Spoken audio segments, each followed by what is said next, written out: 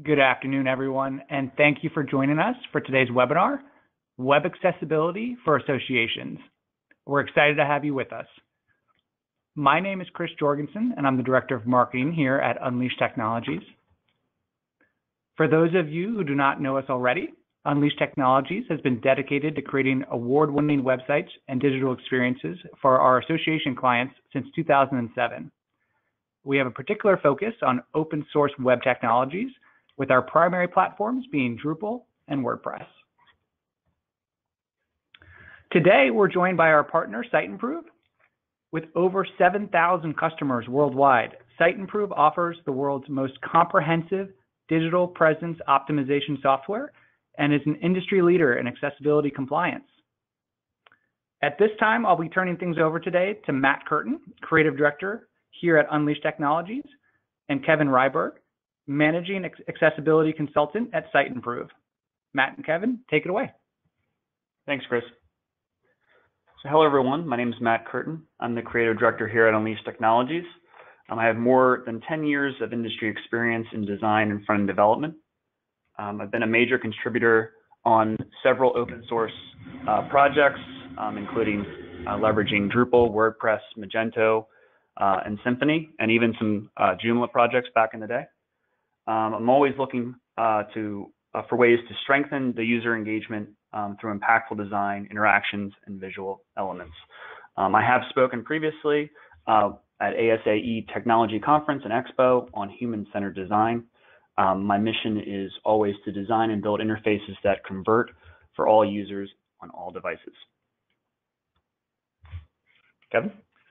Hi, everyone. I'm Kevin Ryberg. I'm a Managing Accessibility Consultant at Siteimprove. I'm working out of the Minneapolis, USA office. We are a global organization headquartered in Copenhagen, Denmark. So we've got offices kind of scattered all over the world, and the US office where I'm out of is our largest office for personnel. I do work with pretty much anything and everything having to do with accessibility through Siteimprove, whether it's working with our development team on the product or working with our customers for training, workshops, or even code reviews at times. Seems like if it says accessibility on it, it passes my desk at one time or another.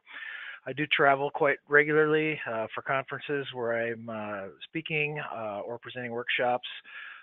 This season is starting out with a pretty busy year as well, so a lot of activity that way. So I've also participated on the W3C's Education and Outreach Working Group, typically content review for the W3C Web Accessibility Initiative site. So you may see my name pop up there from time to time as well. Great. So we're going to start off with a brief introduction to accessibility. And we wanted to start this introduction with a brief definition of what a disability is. The Americans with Disabilities Act defines a disability with a person who has a physical or mental impairment that substantially limits one or more major life activity. So some of those include auditory, cognitive learning, physical, and speech and visual. So keeping in mind that this is more of a legal definition established for civil rights law, so it's much broader and much more larger in scope than just the web. As a matter of fact, it was generated previously before the World Wide Web was even a thing. This has led to major expansion, though, for web accessibility definitions and standards in the future years after this definition was made. And this leads perfectly into our next slide talking about web accessibility. Well, and as Matt said, there's, we're dealing with legal definitions in a lot of cases. If you actually were to Google from the previous slide, what is a disability, you would get 476 million returns, give or take, on that question alone. So what we're trying to do here is to find something that's comprehensive and wide enough that it kind of encompasses all of what we do, but yet is pretty accurate. So when we talk about what is web accessibility, frankly, Wikipedia has as good of a definition as anybody. I don't typically rely on Wikipedia, but here it says the inclusive practice of ensuring there are no barriers that prevent interaction with or access to websites on the World Wide Web by people with all abilities and disabilities. Now that's just a kind of a broad definition of what web accessibility is, but then you have to understand that there's also some rules that go with that. And so we're going to have Matt go ahead and jump into kind of giving us a rundown on those rules. Sure, absolutely. And this slide kind of talks about standards and legislation covering the ADA, W3C, and WCAG. Really just some things that are out there to really provide additional guidance after the ADA was created originally and signed into law. Things came around like W3C and the WCAG. So starting with the ADA, a little bit more information there. The ADA was signed into law in July of 1990 by President George H.W. Bush. It really was created originally to serve to regulate employer and employee relationships, along with their relationships with their customers. But it definitely impacts significantly other areas of public life. It was amended in 2018 to a broader definition. And then the W3C came about in 1994, really kind of carrying ADA and really defining this more for international web standards. So it's a collective international community that really is, their mission is web for all and web for everything. It's global, nonpartisan organization, not really impacted by any government standards. So it's kind of spreading the message of what the ADA really stood for as a global concept, and really carrying that through to web compliance and making sure that no government body is really impacting those global standards.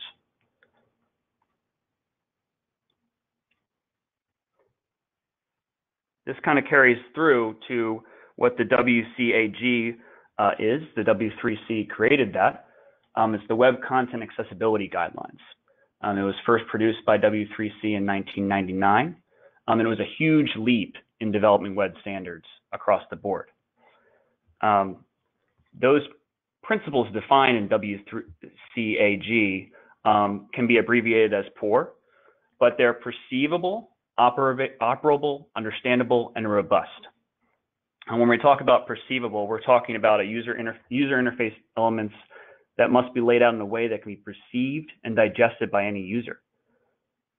Content can be read in a simplified format versus alternative layouts for other devices.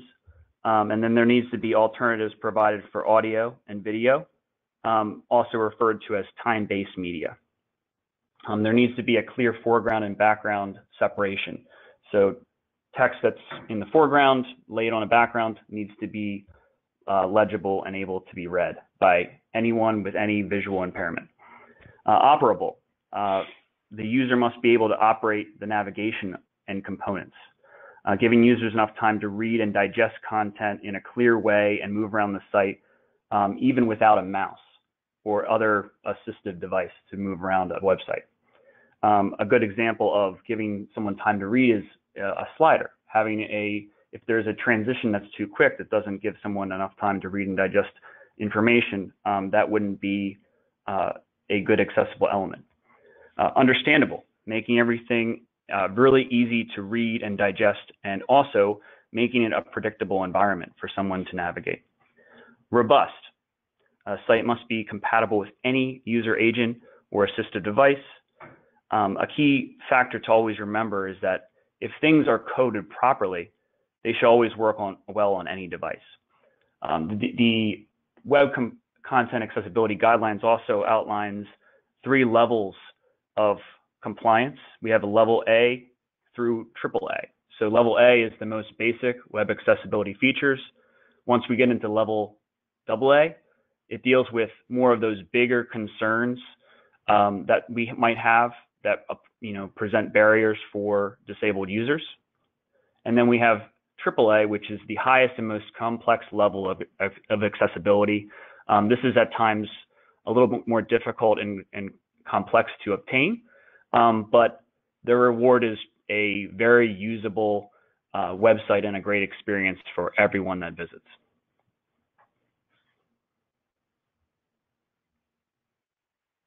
So now we want to talk about the impact on associations.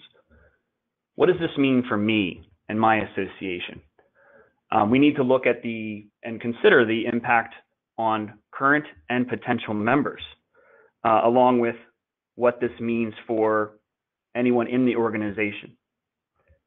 So the most important step there is awareness. We need to make sure everybody in the association is really aware of what the accessibility rules are and necessarily how my web properties aren't compliant or meeting those rules. What are the current issues? So that all staff understands the problems.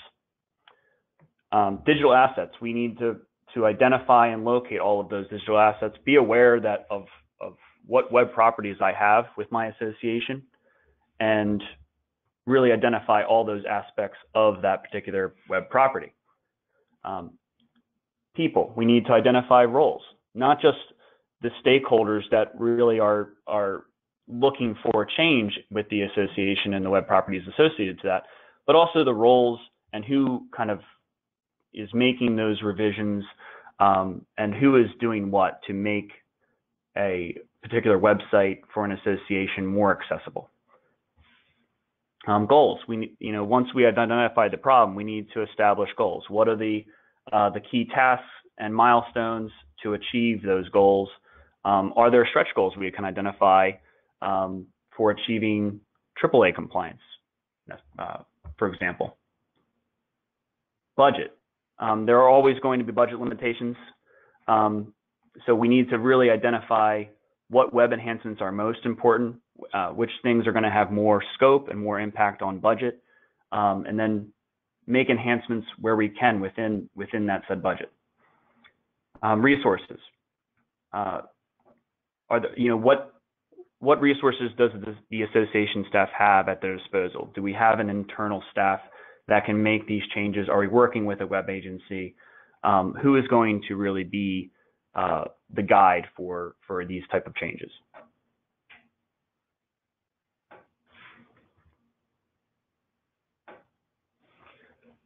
So digging deeper into establishing awareness, the entire staff really needs to understand what these compliance rules are and how their web properties are not potentially meeting those compliance rules. Content administrators have reviewed the guidelines, so making sure that all content administrators are doing the right things with image alt tagging, content ordering, how they're structuring content that they're entering into the website, the heading structure that they're using, HTML attributes. Does the content management system they're using provide these type of tools to allow them to be tagging things in a certain way without a lot of inline HTML editing? Content writers are always implementing best practice with writing style to be compliant and to be accessible, making content easily digestible by any viewer of the site. Internal developers or even an agency working with that association understands the accessibility and compliance rules that they need to follow and abides by those coding standards. So there really just needs to be a global understanding of whether we want to achieve AA compliance, AAA compliance. There needs to be visibility on those requirements.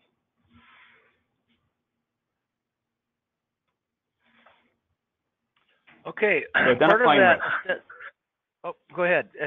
Part of that establishing awareness aspect is identifying that level of risk that you may have within your organization. Keep in mind that compliance is always a driver, but it should not be your primary driver for accessibility. Your primary driver should be creating web content that all of your users can digest and use. It should be making sure you can convert on different transactions that you have on your site, etc. And then if you're coding things correctly and building the site so that it is working for all of your users. Compliance is actually a byproduct of that. So as you build that successful program and focus on the right things, then that's, you're going to gain compliance as part of that. But now keep in mind that that is usually a driver, and it is a needed quite heavily, especially at this, day and time. We're seeing a lot of activity just based on the fact that the compliance is driving things right now. So there are some factors to consider as compliance, and part of it is your own internal policies. Are we compliant with our own rules? You need to be aware of federal, state, or provincial regulations that you may be falling under, especially federal. And then even global at this point, if you're doing business overseas, in the EU, for example, you need to be aware of what the considerations are for there, because there is a compliance factor as well. So next thing you need to consider is the issues that you have on your existing properties. And we'll get to that here in just a moment, but you're going to have to really understand where you're starting from before you can figure out where you need to go. And finally, you need to look at a timeline. That timeline is affected by things like how difficult is it going to be to fix? Do we replace or do we fix what we have there? What is our budget? Are there legal or compliance factors that are playing into things right now? So keep that timeline in mind as well, because you want to be able to set milestones and move forward. Next slide. We take a kind of a two-sided approach to inventory, but this is really going to be crucial at the beginning of your program, because you really have to understand what's out there. Again, you have to know where you're starting before you can figure out where you want to go. And taking a look at the inventory of what you actually own, what the company owns or has properties out online, you've got two steps. You've got the organization-wide inventory, and then you've got the inventory within each site itself. From the organization-wide, we want you to consider other things like how many domains do we own, are we using, and how many sites? Are there subdomains, and if so, what are they for? Do we have documents out on the website? If so, what kind of document, and are they a needed part of our content or an archive or what? Are we utilizing multimedia? How many users do we have if we're having, like membership sites, things like that? How are we hosting? Internally, externally? Do we have an outside vendor that we're relying on for that hosting? What kind of a development environment are we using? Do we have staging areas that we can keep an eye on before they even go live? And then also content delivery networks, because depending on how you're managing multimedia or images or inventories, things like that, you need to have a really good handle on what's out there. So let's say now that you've got a pretty good handle on that. I found at one time when I was managing websites for a university, we took on an inventory project like this, and we found over 30 subdomains that were created and in use that weren't even aware of as we were, trying to get a handle on all these different pieces. So there's a lot of information out there, and there is a liability factor for all of that. But once you get into each site, you've gotten all that stuff figured out, then we want to break it down even further and look at the actual components. Now, I'm not going to go through the whole list, but keep in mind that you want to be aware of your pages, links, again, documents, how many different CSS files are we using? How many links are we using and where do they go? Do we have things like potential ID numbers, like social security numbers or things like that we need to be able to eliminate? So you have to have good tools that are going to help you find all of that information and manage it, because you'll be overwhelmed if you're trying to do all of this by hand. I've seen time and time again where folks have been struggling to get a handle on this inventory. They keep missing pieces. And what you really need is, some tools that can help you spider through and figure out where things are at, which is where Siteimprove comes to mind. So our next slide, we want to show you just a quick image capture of an inventory within the tool. This is one particular site. We just grabbed this to give you an example of what I'm talking about here. But you'll notice that after we've run an inventory through the Siteimprove the Siteimprove intelligence platform here, we're dealing with things like 11,000 pages on this website. We're dealing with almost 60,000 links, almost 7,000 documents. And we had no idea that there were that much information out there publicly available. So as you start to look at risk and compliance, as well as managing all of the different properties that you have, tools like this can become invaluable for you to be able to get a handle on what's out there, determine what needs to be worked on and prioritized, and then you can also track over time as the site grows or as you're able to eliminate unnecessary pages. But keep in mind that the tools are out there, and there's actually probably a lot more information out there that you're managing than you realize. And then speaking from an agency perspective, I'm looking at really how complex this can be. This kind of works kind of into our discovery process. One thing that we typically recommend when we're evaluating whether it's time to potentially rebuild or removing something over, we do want to take inventory and really understand the scope of what we're dealing with. And that really helps us, come up with actual estimates of what it's going to take to get this all done. So again, as far as assets go, you have to identify your issues. And by identifying those issues, whether it's with tools like this, Siteimprove that we're showing you, or other other ways that you capture all this information, it's really crucial that you know what information is out there and then that you're able to start to break down and find the problems. Now, this screen capture right here is just a quick example of what the Siteimprove accessibility checker would look like, and it starts to give you an even further breakdown of inventory at a page level. So, Matt, I'll let you take it from there. Yeah, absolutely. So the value of these tools is really just identifying both from an automated perspective, going and crawling pages for particular issues, but also going page by page, and you can see here identifying all the issues that there might be on a particular page, the need for enhancements or the need to rebuild, really making that decision once you identify a tool to document all of these issues. It's important to keep in mind picking a tool is always important, just so that there's consistency with the way that issues are reported, and when they're resolved, being able to confirm that they're resolved with that right tool. So sticking with the same tool is very key there.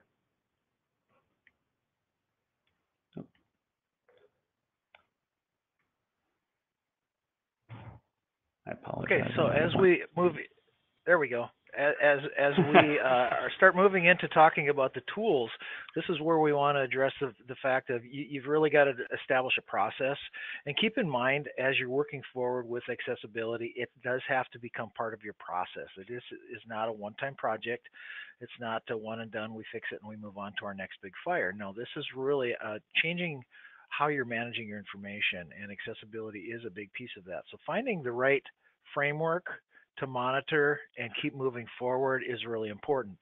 And within that framework, you're going to have both automated and manual checks. There's no automated tool on the market that has the ability to check everything within the guidelines. There are certain functions, whether it's keyboard navigation or other aspects like that, that you will have to continue to manage, by hand. So what you want to do is you want to find a tool that will allow you a balance of handling the volume and the large quantity of pages you may be dealing with. That's going to continuously monitor by working off of a scheduled scan. And then that schedule again will show that progress as you're making progress and moving forward. But then also you'll have to figure out a manual audit process that works within your team as well. Now the nice thing about a manual audit is it does not have to be done on every single page of the site. And this is where the real balance comes in with establishing that automated and manual teamwork piece. You can spot check pages. You don't have to check everything. But what you want to do is you really want to take two different approaches to manual audits. Take a look at your template components. What can I fix on a template that's broken that will cascade through the entire site so I am efficient while I'm fixing things? So you want to identify those as part of that manual audit. And then the other part that's really important, and this gets into user experience quite heavily as much as accessibility, but you want to establish what your user journeys or paths are. What are my users coming to the site to accomplish, and are they able to accomplish that? So you'll want to establish those, and then you'll want to do that manual auditing following those paths and journeys, because again, it's all about helping your users convert. You're gaining the information that you want to gain, whether it's a financial transaction, a registration, or even signing up for a newsletter. If your customers are not able to do that easily and quickly and intuitively, you're going to lose them. So the focus again is on both usability and accessibility on the manual audit piece. And speaking more about user personas and journeys, user personas are things that the development and design team can establish. And really, you want to identify your users first and foremost. Then you want to walk through those journeys and determine the steps that a particular user might need for a conversion, as Kevin was talking about, whether it be steps for checking out to make a purchase, becoming a member, registering for a course or event, or even reaching out to a particular chapter for support. These journeys can really identify the accessibility issues and pain points that user might have, and allows you to really identify those and prioritize those as maybe the issues that you might want to address first and focus your time and budget on. So issue documentation. It's really also important to identify a tool that helps you document these issues. Once we have identified them, how do we document them? How do we really address them? We leverage a tool called GitLab to document issues, and this can work directly right into the code repository. There's an issue tab right in there to document these. This allows us to identify whether something was a design trade-off or design decision. Was this a decision that we made during the design of this application or website that would impact compliance? Is there a way we can revise that? Why was that decision made originally? We can prioritize issues by importance or priority here. We can identify the scope, putting hours to something. This is going to take 20 hours to develop and design. Solutions. Developers can come together and work out different solutions to address that accessibility concern. Some might be easier than others, whether it's a foreground color over top of a background color. Those are typically quicker changes. Assignee, it can be assigned out to a front-end dev, a designer, if the designer needs to do a composition of what that change looks like first, or provide some input on the actual animations or transitions that occur. And then there's an ability to categorize these issues. We need to identify whether this is a front-end issue, if it's a back-end issue. Things can even be tagged as pending review if they're staged on a development environment to be reviewed. So these ways of documenting issues, getting a full list together, can help really all of the roles and people working on these particular web environments to see what changes are happening in real time, what things have been resolved, and check things off our list. Another thing to note is whether these tools integrate with all of your other project management tools that you might have, whether it integrates with things like Jira or Teamwork or even Slack, to really get the entire team that's collaborating on something, seeing things close. And it's important to look at what APIs are available with whatever tool you select to make sure that those things can be set up so there's always visibility on what issues are being closed out and even commented on.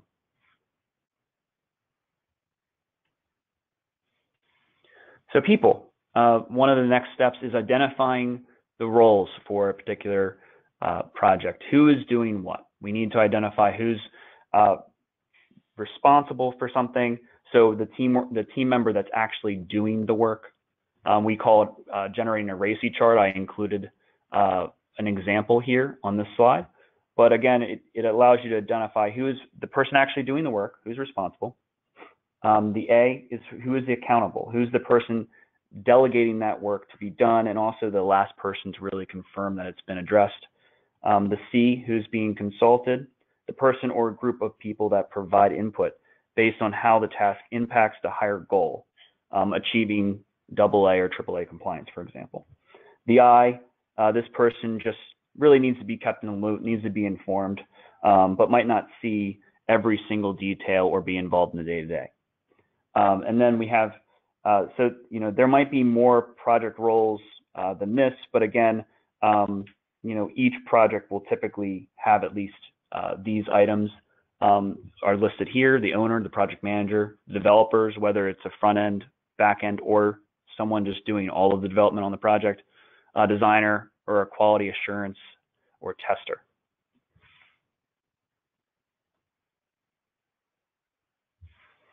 So then identifying goals. Once all the issues have been identified, we have our team members all put in a RACI chart. We need to start identifying the phases for enhancements. Establishing a timeline. We typically recommend a Gantt chart for really displaying this, how things can be organized in phases of development and design. All of these different phases have tasks associated with them, have milestone goals with them. Really, this is kind of mirroring that agile workflow where things are tackled in sprints. The entire team's on the same page with how many hours we might have in a particular sprint to accomplish set goals and tasks.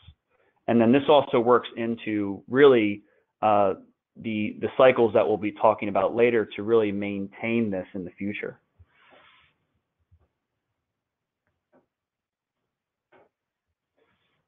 So some initial questions to ask yourself from a budget perspective. Is there a yearly budget for these web properties? How are these, if there are several different properties, if there are certain integrations to consider, or is it just one main website? How are these properly distributed across all web properties? Budgeting is... Go ahead, Matt. Sorry about that. That's okay. Go ahead, Kevin. Yeah, budgeting is really, a lot of that is controlled by who owns the website. And coming from larger organizations, it's always interesting to have the budget discussions because everybody claims ownership until it's time to pay for something like accessibility. Then it's somebody else's issue, somebody else's problem. So we do see a lot of different budget models used, whether they're organization-wide. This gets back to Matt's questions and statements about how is the property distributed. So we'll see a marketing department own accessibility. We'll see IT or compliance. One thing that we're seeing more and more of is with these shared properties that somebody owns accessibility, but then utilizing a chargeback model so that everyone is sharing in that cost is fairly common. We see it in higher education pretty regularly. We see it in other bigger industries that, again, ownership should fall in one spot, but then cost can be distributed.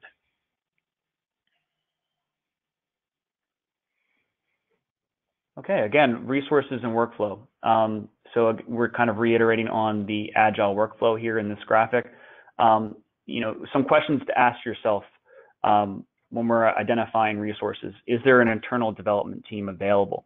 Are we currently working with a web agency for certain properties or all the properties? And what is their current workflow look like in interactions with my association team? What is that current communication methodology look like internally with developers or even externally with an outside development source? If there is a current methodology in place, should that change? Are we using more of a waterfall flow methodology where we attack things in phases, or should we take more of this agile approach where we're identifying things and organizing them in sprints? What is the process for discovery, design, development, or implementation, testing, and deployment? If we're going to be making enhancements to something, or if we're going to be doing a full rebuild, we really need to identify what that looks like in terms of how we're attacking these tasks and these issues.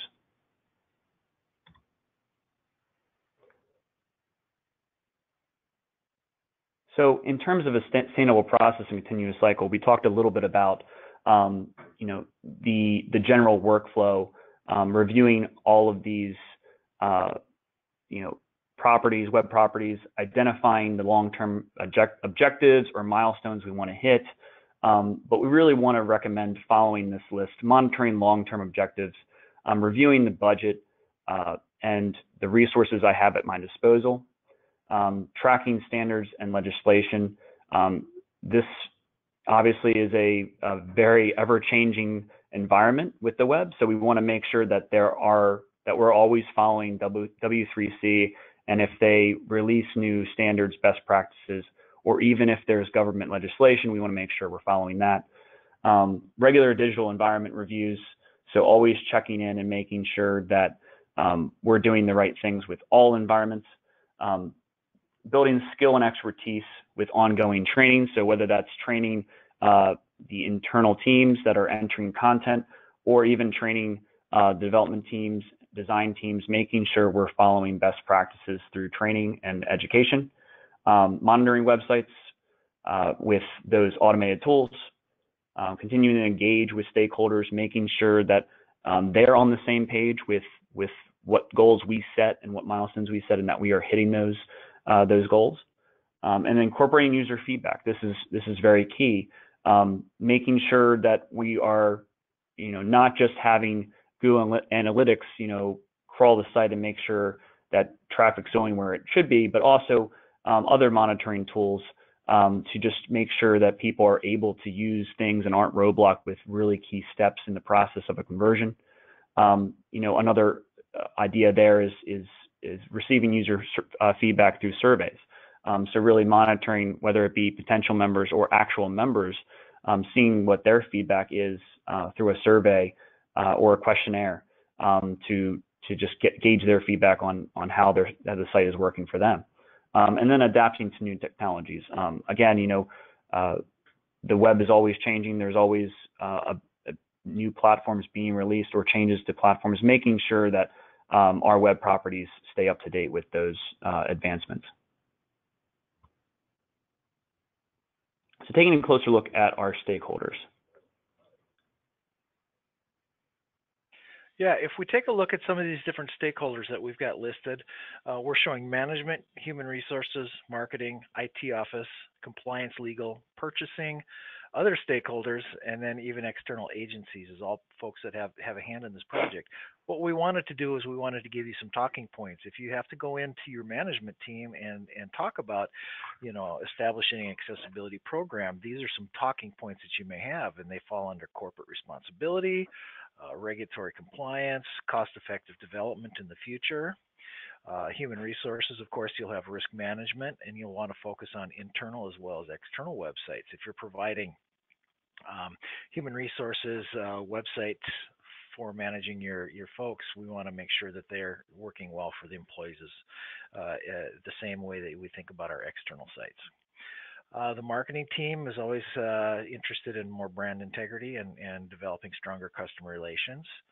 For the IT office, it gets into that project management aspect of it, so we want to definitely focus on scalability of a program as well as efficiency. How many people do we pull in?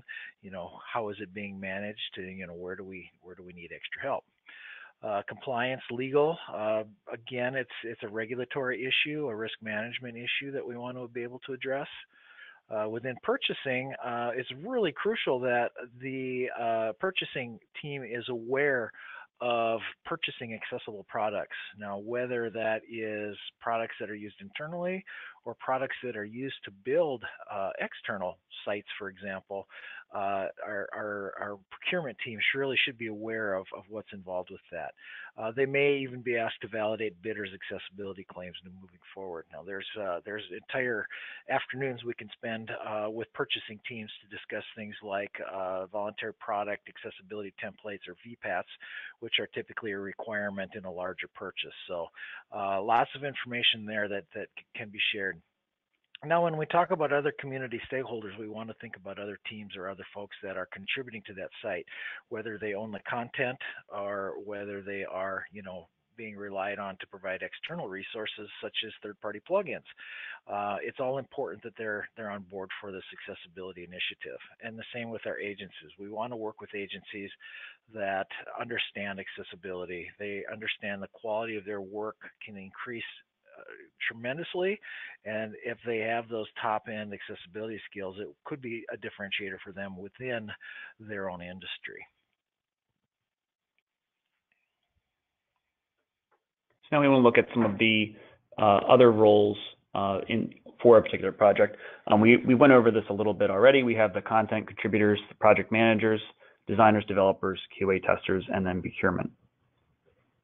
So going through a content author or admin, we did list out some potential titles or roles that this person could fall under.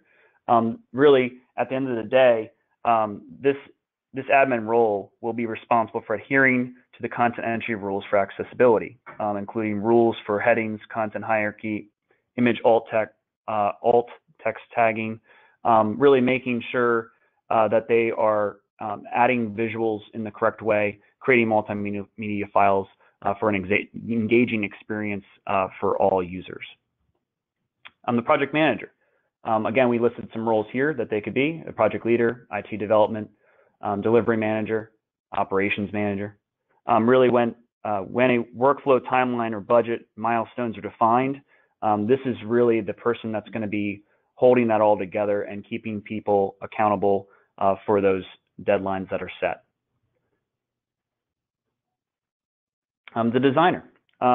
It's really important that the designer understands the accessibility and compliance requirements, since many of their decisions with styling adjustments or unique concepts center around the fine details, the colors, the fonts, the visual choices, the interactions, where navigation's placed. A lot of those decisions kind of fall on their shoulders.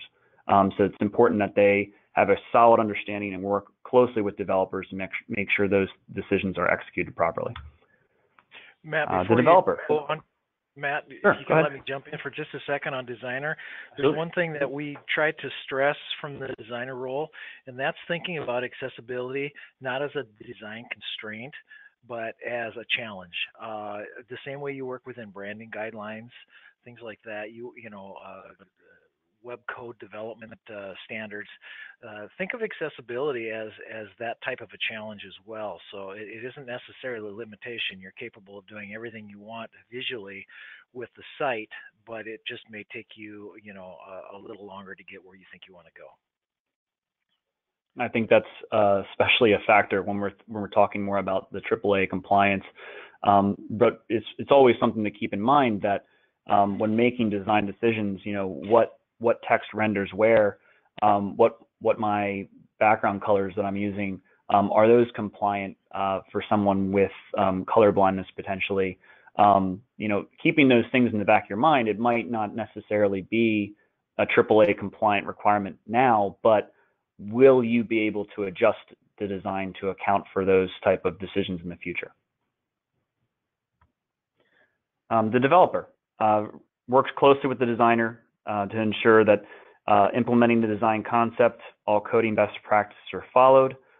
They really control the overall page structure and the ability for content admins to enter content properly, tag things properly.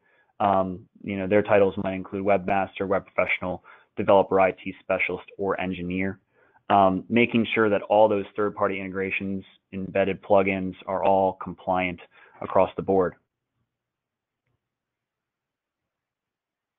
Quality assurances is really that last stop when an issue is resolved. They're kind of making sure that everything's controlled with what's deployed and fully tested, making sure that issues actually can be resolved, and across the board, making sure the quality of product is 100%, making sure that they are most likely the ones that are assisting with identifying the issues from the beginning, working through, have a great sense of how things are coded and how things are structured from the beginning, and they can really identify those issues and help get those things resolved. And procurement. We have the content administrators, contract managers, IT purchasers, really people that are ensuring that accessibility is included in the budget, enforcing accessibility in the contract requirements, so making sure that those things are budgeted for from the very beginning. That's really the role here. Now we're going to talk more about the Siteimprove Intelligent Platform. We gave you guys an awful lot of things to think about today on a program, and it seems overwhelming at times, and it can be overwhelming at times. But when we start talking about documentation, like Matt discussed earlier, or reporting progress, or pushing reports up the chain of command so you can show, where that budget money's going and why it's important to maintain it, we really look to the Siteimprove dashboard to give you kind of that running score of what's going on. And the nice thing about it is whether you're looking at it from a very macro view of all of our website properties, or a very micro view of we've got, this office is contributing these documents or whatever the case may be, you can track at any of those levels and anywhere in between. Now keep in mind too that Siteimprove is tracking more than just accessibility. Accessibility is one of our primary tools, but we can also assist with search engine optimization, analytics, quality assurance, where we're tracking things like broken links or misspellings. All of that is part of the tool. So we want to give you an interface that gives you an opportunity to, track and show that progress quickly at a glance, and then with the ability to dig in a little deeper. So each of these screens that we're showing you, we're going to start at a high-level dashboard, and we're just going to dig in a little bit deeper on each of these issues so you can see how complex it can get, but yet how easy it is to follow along.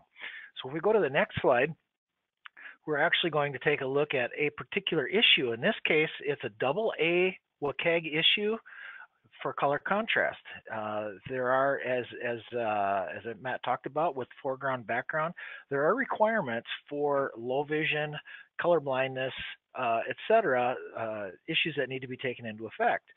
And in this particular case, we're looking at one issue within the guidelines. And again, you can see the tracking here. As we continue to work on things like color contrast throughout the site, you can track and show that progress on the number of pages, etc. So that's a little bit deeper dive on a particular issue. But then if we go one step further, on the next slide, we'll take a look at the page report, which is that same color contrast issue. But not only are we talking about, how what the description is and how to fix it, but we're actually showing you on the page in those pink boxes that are highlighted, we're actually showing you where the actual occurrences are taking place. And you can hone in on every exact issue, and it gives you all of the different information to see why it doesn't meet the requirements or whatever the case may be. You can look at it on the page itself, you can look at it in the code. So we give you a very comprehensive view of what you need to go in and take care of. So this is really helpful for a content contributor as well as that developer or designer that is maybe managing a larger piece. And you're probably asking yourself, how do I get started with a tool like that right now? Well, you don't have to actually get into the full intelligence platform. You can certainly go out to the Chrome Web Store right now and download our free extension. Siteimprove has an accessibility checker. It does not have all the other tools in this checker, but it does have an accessibility checker toolbar extension so that you can actually run your pages and you can get a taste of what Siteimprove can help you find. It'll again highlight on the page. It'll show you in the code where those issues are so you can get started. So yeah, we'd love to have you play with the toy, and not really a toy, but to us it's kind of a toy because it's so unique and does so many cool things. But that goes along with some additional resources that we can share with you, both at the industry level and then some very particular Siteimprove resources as well. Whether it's a website report, our Learning Academy, or just the types of events that we're participating in and will be present at.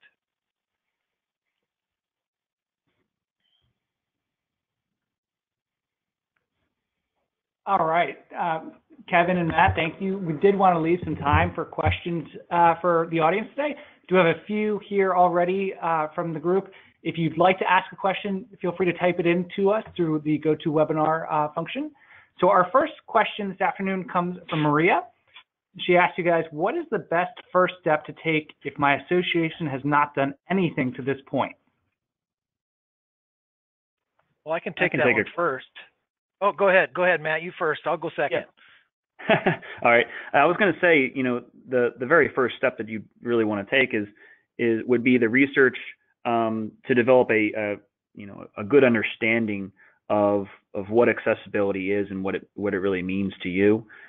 Taking a look at all your web properties that your association might have, and really identify what state it is in currently. That's really in my mind the first step. You have to identify first of all, what are you trying to achieve? What does accessibility mean for that web property, and what's the next step you need to take? And everything else will kind of cascade from that, whether it's identifying issues, identifying what budget you might necessarily have to address those things. But everything kind of comes out of awareness from the beginning. Yeah, I agree. And just plain getting started doing something. You don't have to hit it out of the park, but you need to start making some progress. And even if it's a learning about what the repercussions are, learning what the coding, requirements may be, just remember that accessibility is not going to go away. So the sooner you get started, the better. Now, don't take it all in one big gulp either. Take it in small bites. It's an overwhelming subject. It can be very complicated, but it doesn't need to be. So simply get started. Just be aware. Start asking questions. Start interacting with your agencies and your developers internally, and see where that level is that you're starting at now. All right, thanks, guys. Our next question comes from John, and this is a good one. It says, what is the biggest or most common accessibility mistake you see associations making on their website? Boy, I can take that one as well. Hands down, alt attributes on images. You would be amazed at what is probably the easiest thing to identify is one of the toughest to do. There's some complexity to it because there's got to be context. But I would say that first and foremost, by being aware of what your images are trying to convey is the biggest mistake that we see is not allowing those images to communicate and add value to your message. Second, I would say an organizational heading structure. In other words, organize that information so A, search engines can understand it better, and B, assistive technology. But remember, all of your users will benefit from a good structure because you can visually scan that page then and see what the information is going to contain. And I guess as a bonus, be very careful with your forms. It's very easy to miss steps in getting forms so that they're very accessible and usable. So pay particular attention to forms. They can get fairly complex, but again, focus on the basics to start. Yeah, I would kind of say that the most basic thing I've kind of seen is really the lack of contrast with color usage in different areas of a particular theme. Obviously, I'm more design oriented. I'm looking for that right off the bat. I can typically see something that would clearly be a accessibility issue, whether it be text on an actual button, text in a hero banner. Really, that contrast needs to be there to meet not just AA, but even sometimes failing single A in some cases with a particular design. The other thing kind of goes hand in hand with the form that Kevin mentioned. The forms really just key conversion opportunities are sometimes missed or overlooked. Whether that be steps toward purchasing or registration, really seeing some clear accessibility issues there on the areas of the site that matter most. Guys, our next question comes from Sarah, and she says, where do you see web accessibility headed in the next 5 years?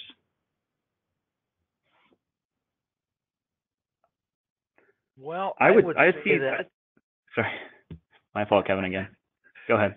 I would say the improvement in automation is really changing our field. We talk about things like Alexa or Siri, that are digital assistants home automation, things like that. But from the web, with improved automation comes more accurate automated testing. But also as an industry, as it's growing based on the needs of accessible development, we're seeing more opportunities for persons with disabilities to have very good productive jobs, whether it's testing or actual coding, whatever the case may be. Both easier access and employment opportunities are available due to the demand for talented people. I continue to see improvements in education for developers and designers, especially at the college curriculum level. There's now more awareness. So I think people are going to start coming into the industry that are going to have a little bit better background or a more solid accessibility background as part of their skill set when they enter the job field.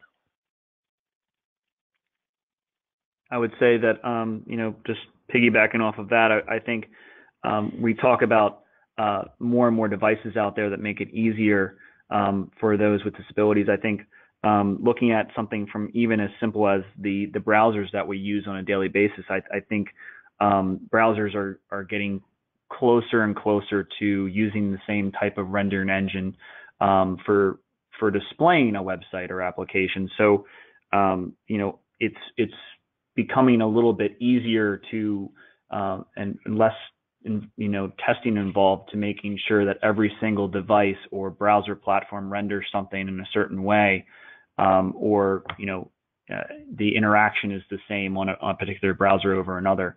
Those barriers and separations are becoming less and less over time. Thanks, guys. We have a question from Kara who says, and Kevin, I think this is probably up your domain here. I'm an attorney who specializes in this area of law. When you talk about associations, do you mean nonprofit or trade associations? Under the ADA, only places of public accommodations must comply with accessibility requirements. I realize that web accessibility is a best practice and definitely not going away, but it is important to note that not all companies or organizations are legally required to comply. That's 100% true. And yeah, check with your legal counsel to see where you fit into that. It really, it would depend on everybody's definition of association. I think from my standpoint, I'm not seeing a lot of folks that are really coming in under that. What am I trying to say? Not having to be publicly accessible. I think we'll see more changes, so that's going to be pretty much site-wide or worldwide, globally, whether it's physical accessibility or digital accessibility. The barrier between the two is becoming blurred, and so if you'll see what's going on in some of the current litigation, there still are some things that need to be, I guess, set in stone, so to speak, to determine what the case is. But yes, check with your legal counsel as an organization, as an association, and see how you fit in. What services are we offering on our website? Things like that may play a part in this. Thanks, Kevin. Guys, we have about time for one more question here. A question comes from Melissa, and she says, what is the advantage of a tool like Siteimprove over a remediation or audit vendor? Well, that's a good question, because what it does is it kind of, we're not into remediation at Siteimprove. What we are is a reporting tool. We're a tool used for analysis and discovery and tracking, etc. So you're still going to have to remediate the problems once we help you find them. So there is a big difference in that area. The audit vendor, we could be considered an audit vendor since we provide services like that. We do have a manual auditing team that can work with you. The other part is we continue to offer more and more tools and resources, such as online education program. So while we're part of a solution, we're not the whole solution. You can't, unfortunately, wave a magic wand over your accessibility issues and they go away. If I could invent that, I wouldn't be on a webinar with you guys today. I'd be on a beach somewhere in the Caribbean, but that's for another day, another time. But just think of all the different tools that are out there, whether it's ours or anybody's, as part of a comprehensive solution. It's got to go beyond just what tools are out there. You've got to have a knowledge base. You've got to have the skills to either remediate or build from scratch. Great answer, Kevin. So with that, we are out of time. On behalf of the teams from Unleashed Technologies and Siteimprove, we want to thank you for spending the last hour of your day with us. This recording will be made available after the fact for anyone who registered, or if you just want to pass it along to a colleague or someone who you thinks might find it interesting. If you have any additional questions that you want to ask us offline, you can reach us at start@unleashed-technologies.com. That was start@unleashed-technologies.com. And once again, thanks so much for your time today.